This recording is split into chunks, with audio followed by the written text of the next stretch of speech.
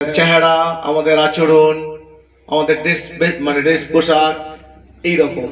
যদি আমরা একটু অতীতে যাই, মানে আমাদের দাদুরা যখন এই অবস্থায় ছিল, আমার দাদুর বাবা যেদিন বেঁচে ছিল, তো আমরা দেখতে পাবো আমাদের পোশাক পরিচ্ছদ, বেশভূষা, খাবার দাবার সমস্ত কিছুর মধ্যেই আলাদা কিছু ছিল।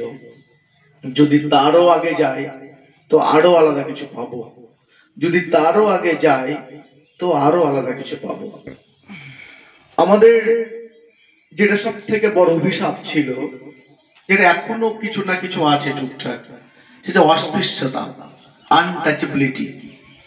অর্থাৎ মানুষে মানুষে ভেদাভেদ, ও কালো, ও সাদা, ও নিচু জাতি, ও উঁচু জাতি, এই ছোট জাতি। আর এই ভেদাভেদ এত তীব্র ছিল যা তোমরা কল্পনা করতে পারবে না।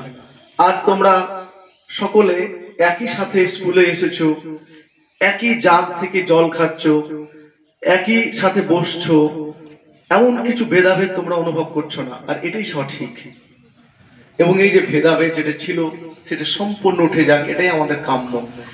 এই ভেদাভেদ উচ্ছেদের জন্য যিনি আমরণ লড়াই চালিয়ে গিয়েছেন, তার নাম ডক্টর ভীমরাও রামজি আম্বেদকর, যাকে আমরা সংক্ষেপে বলি বি.আর. আম্বেদকর, যার জন্মদিন আছে। আমাদের ভারতবর্ষের যে সংবিধান সম্পর্কে তোমরা হয়তো অনেকেই জানো না, আপার ক্লাস 5 বা 4 জানতে পারে তারা দু চার কথা। এই সংবিধানের রচয়িতা হলো এই ডক্টর ভীমরাও রামজি আম্বেদকর। আমাদের যে আইন, আমরা যে আইনের কথা বলি, আমাদের যে পুলিশ যারা আইন রক্ষা করে, আমাদের যে সংসদ যারা আইন প্রণয়ন করে, আমাদের যে সুপ্রিম কোর্ট যারা আইনের বিচার করে, এই সমস্ত কিছু সিস্টেমের স্রষ্টাই হলেন ডক্টর ভীমরাও রামজি আম্বেদকর। তার জন্মদিন আজ। আমরা তার কিছু কথা জানব। ডক্টর ভীমরাও রামজি আম্বেদকর উনি একজন দলিত পরিবারের মানুষ ছিলেন, যাকে সেই সময় অস্পৃশ্য বলা হতো, আনটাচেবল, অর্থাৎ ছোঁয়া যাবে না, ছোঁয়াটাও অপরাধ। তো যখন স্কুলে যেত তখন ওকে যে জল খেতে দেওয়া হতো সেটা তার জন্য আলাদা সবকিছু বরাদ্দ।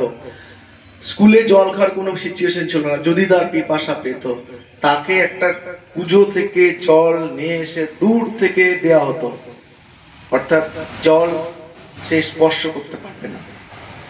এই টাইপের অস্পৃশ্যতা ছিল।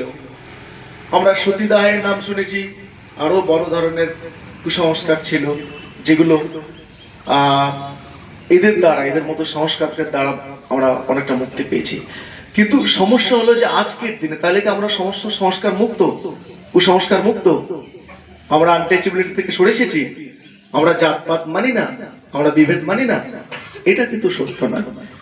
আজকে যদি তুমি সারা ভারতবর্ষের দিকে তাকাও, এবং জ্বলন্ত উদাহরণ আমাদের বর্তমান মুর্শিদাবাদ, যেখানে জাতপাত, ধর্ম, ভেদাভেদ এইসব